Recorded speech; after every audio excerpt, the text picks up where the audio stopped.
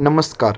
रणरागिणी न्यूजमध्ये आपले स्वागत. मराठा आरक्षणाच्या मुद्द्यावरून मनोज जरांगे पाटील आणि मंत्री चंद्रशेखर बावनकुळे यांच्यातील वाद आता अधिक तीव्र झाला आहे.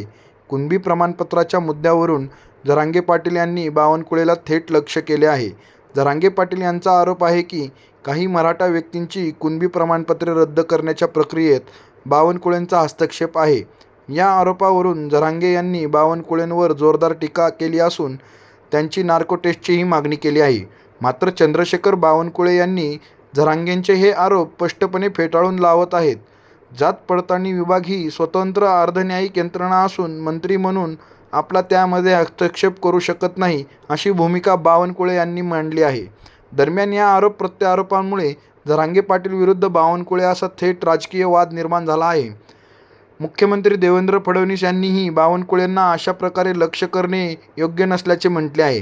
यानंतर 13 ऑगस्ट रोजी बावनकुळे जरांगेंच्या टीकेवर भावनिक प्रतिक्रिया दिली. जरांगेंनी केलेल्या वक्तव्यामुळे आणि आपल्या कुटुंबात झालेल्या उल्लेखनामुळे आपल्याला वाईट वाटल्याचे बावनकुळे यांनी सांगितले.